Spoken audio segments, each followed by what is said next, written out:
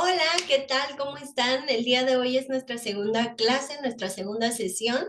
Es muy cortita en realidad. Recuerden que estas clases son seriadas, así que si tú quieres como tener cierta continuidad en el proceso de formación, te recomiendo que vayas a la primera clase y de esa manera vamos avanzando porque de pronto habrá que retomar las clases anteriores para continuar. Y bueno, en esta segunda sesión vamos a hablar tanto de nutrientes en general como de macronutrientes y en específico de carbohidratos. Así que vamos a empezar. Igual disculpen muchísimo la calidad de la cámara. Además, ahorita hace bastante calor, entonces me encuentro a contraluz, pero bueno, el contenido tal cual de las diapositivas nos va a ser de mucha ayuda. Y también de pronto si escuchan ruidos y demás, bueno, pues estoy de día aquí en mi casa y de pronto es un domingo y los domingos suele haber mucha más gente en las casas aledañas. Entonces, bueno, pues ténganme paciencia con eso. Les voy a estar compartiendo pantalla, ¿ok? Espero que puedan verlo. Ok, vamos a empezar hablando de las 5 verdades de los nutrientes o nutrimentos, como actualmente se encuentra más en la bibliografía este término, pero pues estamos hablando de lo mismo, ¿no?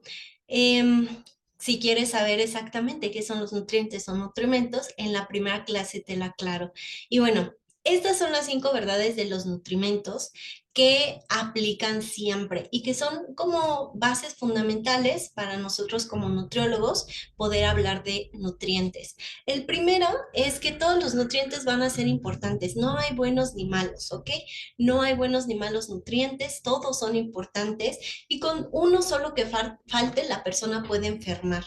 Esto lo vemos, por ejemplo, en nutrientes que parecieran tan insignificantes como son las vitaminas, ¿no? En el caso de la vitamina C, su deficiencia va a llevar a una enfermedad que se llama escorbuto, que es cada vez menos frecuente en el mundo actual, pero sin embargo, sigue habiendo casos en el mundo y es por deficiencia de vitamina C.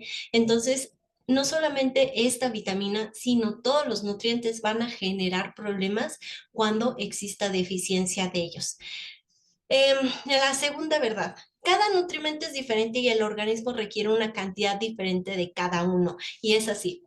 En la nutrición vamos a tener porcentajes, microgramos específicos requeridos para incluso cada etapa de la vida. Puede variar muchísimo, como es el caso, por ejemplo, del hierro en las embarazadas, que tiene que aumentarse. Incluso el hierro de hombres a mujeres es diferente el requerimiento. Entonces, van a ser cantidades específicas, tanto en porcentajes como tal cual en gramos y miligramos o microgramos muchas veces de nutrientes que van a hacer que nuevamente esta cantidad la tengamos que conocer y respetar y hacer que la ingesta que está teniendo nuestro paciente sea adecuada para de esta manera, pues que esta cantidad logre cumplir con los requerimientos y que logre finalmente que esa persona esté sana y no tenga ninguna deficiencia. La siguiente es, la velocidad con la que se absorben los nutrientes en el organismo va a ser diferente en cada caso. Y esto va a determinar la urgencia con la que se debe de obtener. Hay ciertos nutrimentos que son tan esenciales como el agua y el oxígeno, que sí se encuentran obviamente en los alimentos, porque muchas veces creemos que eso es como más del medio físico en el que nos encontramos, pero en realidad también están presentes en los alimentos, tanto el oxígeno como el agua. Entonces, estos son de vital importancia. Si el humano no los tiene, sabemos que va a morir, pero cada nutriente, como bien dice, se va a absorber de manera diferente por el organismo y esto va a determinar la urgencia con la que se debe de obtener el nutriente o el nutrimento.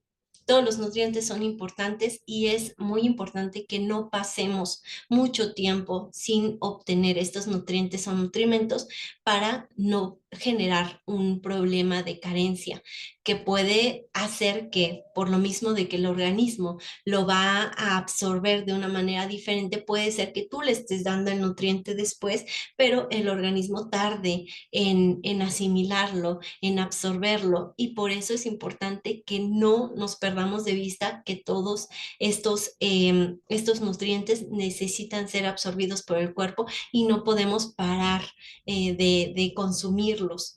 Ahora, la cuarta verdad. El organismo requiere una cantidad óptima de cada nutrimento. Y esto es importante, no solamente ya hablamos de cantidades y de que si no el cuerpo puede llegar a una carencia, sino que además estas cantidades óptimas van a ser importantes porque van a indicarnos exactamente lo que el cuerpo necesita. Muchas veces creemos que entre más mejor, pero esto no es así. Muchas veces, incluso por ejemplo el caso del hierro, puede llegar a intoxicar al cuerpo, por ejemplo, ¿no? Y muchos otros nutrientes. Cuando tú tienes este nutriente en mínimas cantidades, o no lo obtienes, pues vas a llegar a la carencia. Por otro lado, si tú un nutriente lo estás obteniendo de manera desmedida y no en una cantidad óptima, puede suceder que haya toxicidad. Por eso es importante que a los nutrientes, a todos los consideremos qué cantidad requerimos y en base a eso los suministremos para no crear ni carencia ni toxicidad gracias a este mal manejo de las cantidades de los nutrientes. Quinta y última verdad, todo alimento contiene varios nutrientes o nutrimentos que contribuyen, vaya, a la nutrición. Así que no hay alimentos malos, no hay alimentos malos, solamente hay cantidades adecuadas. Los nutriólogos tenemos que hacerle entender al público que no hay alimentos malos, que no tenemos que satanizar a ningún alimento, ni al pan, ni a las tortillas, ni a las carnes, ya sean carnes rojas o carnes de pescado. Ningún alimento se va a satanizar porque todos los alimentos del reino animal, vegetal, mineral son importantes debido a que tienen estos nutrientes y todos los nutrientes son necesarios. Así que no hay alimentos malos, no hay alimentos buenos, así como no hay nutrientes malos ni nutrientes buenos. Todos son importantes y requerimos de ellos y además cantidades óptimas de ellos. Así que no podemos satanizar a ningún alimento. Sí podemos hablar de cantidades adecuadas, pero no de no consumir alimentos debido a que son malos, ¿ok? No hay ningún alimento malo. Eso de que el huevo por el colesterol, sí, pero también tiene mucha proteína, también tiene muchas vitaminas, como es el caso de la vitamina A. Entonces, no podemos satanizar al huevo. Las carnes rojas, sí, sí es verdad que tienen sus pros y sus contras. Todos los alimentos lo van a tener, pero eso no los hace ni buenos ni malos. Todos son importantes y necesarios porque todos los nutrientes que obtenemos de los alimentos son necesarios, son importantes. Y podemos hablar que hay cantidades de las que podemos tomar más o menos del alimento, pero no quiere decir que debemos de no tomar el alimento porque es malo o que tenemos solamente que comer ciertos alimentos porque son buenísimos. No funciona así la nutrición. Ok, ahora vamos a pasar. Recuerden que hablábamos de los nutrientes y dentro de los nutrientes o nutrimentos vamos a encontrar macronutrientes y micronutrientes o macronutrimentos y micronutrimentos. Vamos a empezar hablando de los macronutrientes. En este caso, los macronutrientes son los carbohidratos, las proteínas y las grasas o lípidos. Y son llamados macronutrientes porque se requieren en cantidades más grandes por el organismo, ¿ok? No es que sean más importantes, pero tienen funciones energéticas y conforman hasta el 99% de nuestra dieta. Sin embargo, pues obviamente los micronutrientes también son importantes porque hasta las pequeñas cantidades pueden generar deficiencia. En el caso de los macronutrientes, estos son polímeros. Estos solamente van a ser utilizados por el cuerpo al ser digeridos, ¿ok? De esa manera se pueden utilizar por el organismo. Estos polímeros son polisacáridos, como es el caso de los hidratos de carbono. Mencionamos que estos hidratos de carbono se pueden llegar a mencionar con las siglas HCO de hidrógeno, carbono y oxígeno por su composición química, pero nos referimos a hidratos de carbono o también a carbohidratos. Los podemos encontrar de estas maneras. Los aminoácidos de las proteínas también son parte de estos macronutrientes, por lo tanto, proteínas es los segundos macronutrientes o macronutrientes, y los ácidos grasos que pueden ser líquidos o sólidos, y en este caso hablamos de los lípidos que también son conocidos como grasas. Entonces los macronutrientes, en resumen, pues van a ser estos alimentos que se van a requerir en grandes cantidades por el organismo y que conforman hasta el 99% de la dieta humana y que tienen fines energéticos, pero no solo eso, sino que también tienen fines estructurales, fines de regulación, etcétera. Ahora sí nos vamos a meter un poquito más a profundidad en los hidratos de carbono, que también son conocidos como carbohidratos y que solemos abreviar con estas siglas por su composición química, como mencionamos. Estos son la principal fuente de energía del organismo. De aquí es de donde vamos a sacar muchísima energía. Los requerimos en promedio en un 60% de las calorías totales del cuerpo. Esta es una recomendación general que los nutriólogos siempre tenemos que tomar en cuenta. Y es que muchas veces sí lo podemos mover. Por ejemplo, para una dieta donde necesitamos que la persona baje de peso, podemos disminuir un poquito el porcentaje. E incluso para deportistas en donde requieren de mucha energía, también podemos aumentar un poquito este porcentaje. Este porcentaje se suele bajar o subir en un 5%. Es decir, puede variar de entre el 55 hasta el 65%, pero la cantidad que se considera óptima para la población en general es del 60% de las calorías totales. Ahora, esto lo vamos a ver más claro cuando nosotros ya nos metamos tal cual a hablar de hacer un plan nutricional, de hacer tal cual este cuadro dietosintético que después les voy a enseñar a hacer para realizar dietas o planes nutricionales. Pero es muy importante que tomen en cuenta que los hidratos de carbono se van a necesitar en una población en general en un 60% de las calorías totales de la dieta. Ahora, los carbohidratos o hidratos de carbono nos van a proporcionar 4 kilocalorías por gramo de energía. Esto es algo que vamos a considerar también en el cuadro dietosintético. Después van a saber por qué el valor de esto, pero ahorita tienen que saber eso. Van a proporcionarnos 4 calorías por gramo. Ahora, algo importante sobre los hidratos de carbono. A veces los satanizamos mucho. Solemos pensar, claro, son los que nos hacen engordar. Y entonces mucha gente que sigue estas dietas pasajeras, como la dieta paleo, ¿no? Este tipo de dietas cetogénicas que abogan porque la proteína sea lo más importante de la dieta y no los carbohidratos, está muy errada. Porque como vemos aquí, el 60% de nuestra dieta, de las calorías totales de nuestra dieta, debe de provenir de los hidratos de carbono. Y esto no solamente porque tiene fines energéticos, pero algo muy importante. Y es que el encéfalo, o sea, el cerebro tal cual y todos sus componentes, va a tener dependencia a un aporte regular y predecible. De lo contrario, también puede haber este problema de que existe una deficiencia en la energía que le proporcionamos a nuestro cerebro. Y esto sí es muy importante. Incluso se habla de que cuando nosotros no llevamos una dieta adecuada en carbohidratos, puede existir depresión. Entonces, es muy delicado porque muchas veces estas dietas que se utilizan para bajar de peso, cuando son llevadas por un largo tiempo, pueden promover a ciertos problemas como son la depresión. Y por otro lado también estas dietas que promueven muchísimo el consumo de las calorías a través de las proteínas pueden llevarnos también a ciertos desequilibrios en los lípidos en sangre, ¿ok? Problemas con el colesterol, con los triglicéridos, etcétera. Entonces, por eso es importante mencionar que la recomendación que nosotros como nutriólogos debemos de considerar es que debe de ser que los hidratos de carbono estén en un 60% dentro de la dieta. Por otro lado, mucha gente les tiene miedo a los carbohidratos por esta parte de que contienen glucosa.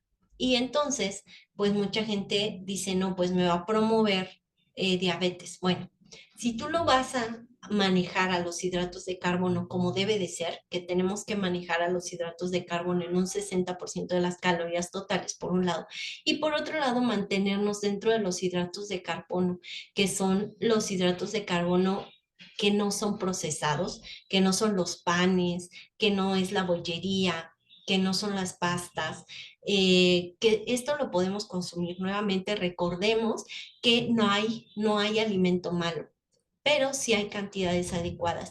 Y en este caso, los hidratos de carbono preferencialmente deben de ser hidratos de carbono complejos. Esto quiere decir aquellos que no son demasiado procesados, ¿ok? Siempre hay que preferir, por ejemplo, el pan integral al pan blanco. Hay que preferir la tortilla de maíz a una tortilla de harina blanca, que suele ser más procesada. Entre más blancos sean los carbohidratos, los hidratos de carbono o con más colorantes artificiales, son menos recomendables. Obviamente nos vamos a ir por un pan integral, ¿no? Sería lo mejor, la avena integral. Ese tipo de carbohidratos son los más óptimos, porque nuestro cuerpo, nuestro organismo, también tiene mecanismos fisiológicos adaptativos para mantener las concentraciones adecuadas en sangre de precisamente la glucosa. Así que si nosotros lo hacemos de manera adecuada, los hidratos de carbono, de hecho, son un gran aliado para obtener energía, para mantenernos saludables, y no tenemos por qué satanizar a este nutriente que muchas veces pasa. Bueno, estos carbohidratos, como dijimos, son polímeros que el cuerpo, por lo tanto, requiere de digerir para poder ser sintetizados por el organismo.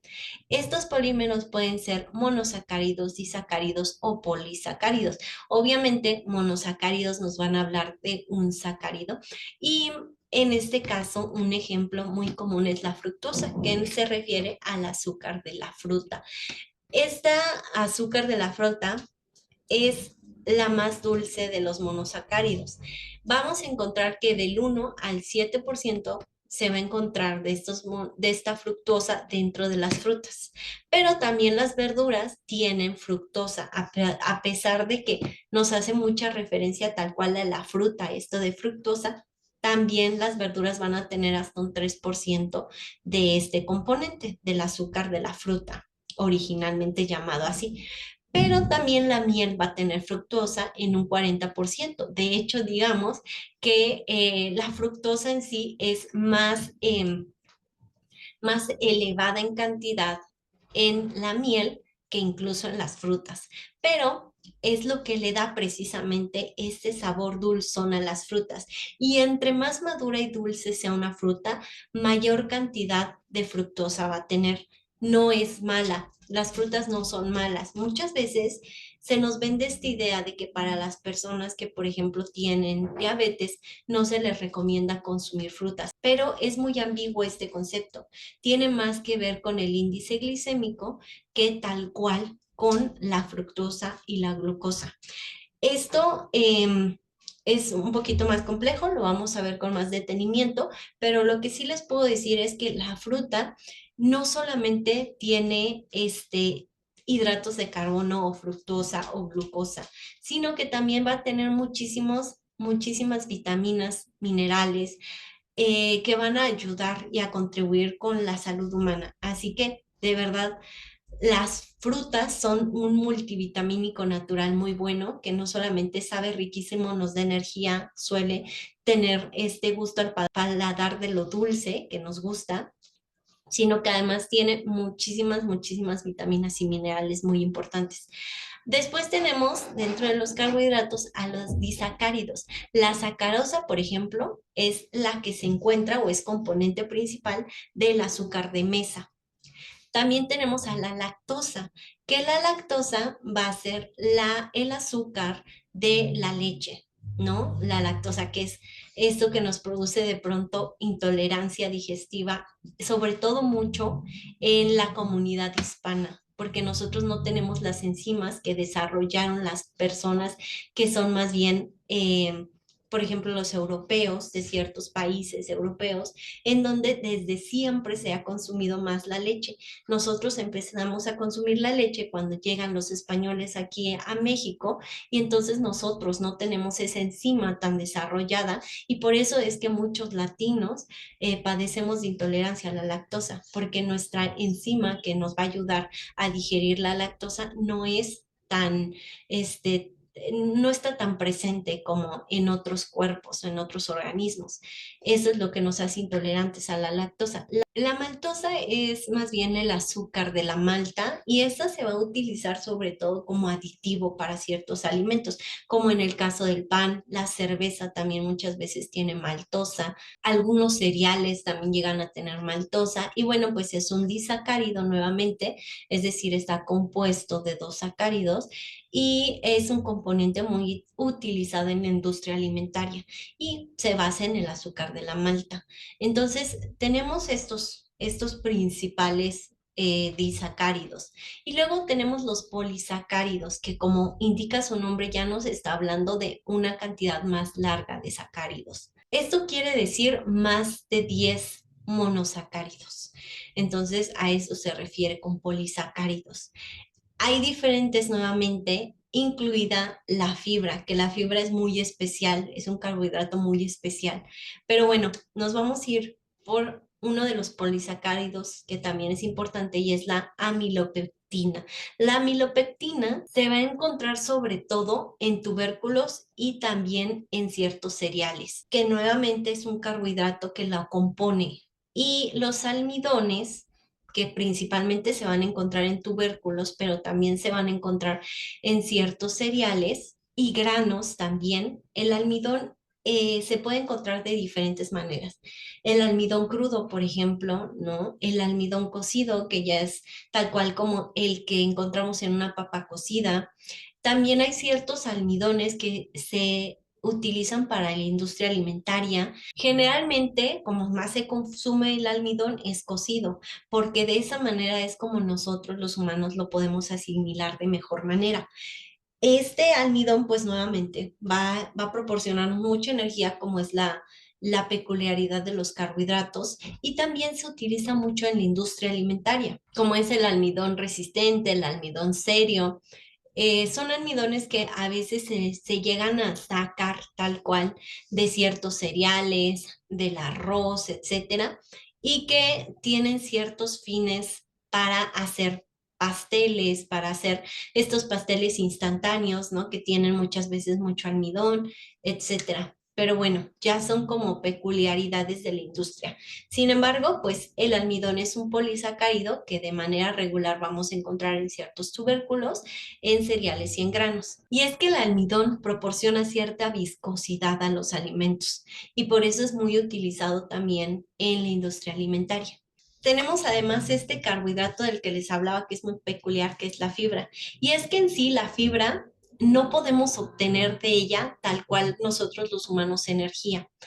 Porque hay muchos animales, como por ejemplo las vacas, que sí pueden obtener de la fibra energía con sus cuatro estómagos, pero nosotros no. Nosotros no tenemos las enzimas digestivas para poder sacar de la fibra cierta cantidad de energía. Sin embargo, sí es muy útil en la fibra y sí es necesaria considerarla nutriente o nutrimento a pesar de que no podemos digerirlo como otros animales. ¿Por qué? Porque hay una fibra que se llama fibra dietética o insoluble, que es esta fibra que va a retener agua y que va a hacer que las heces fecales tengan un mayor tamaño. Yo sé, suena asqueroso, pero esto ayuda muchísimo a regular el tránsito intestinal o digestivo y obviamente va a prevenir que exista esto que llamamos nosotros como la constipación o el estreñimiento. Y es importante porque incluso la fibra, con esta propiedad que tiene para regular el tiempo de traslado intestinal, va a ayudarnos también a que no se genere, por ejemplo, cáncer de colon. Entonces, por eso es importante.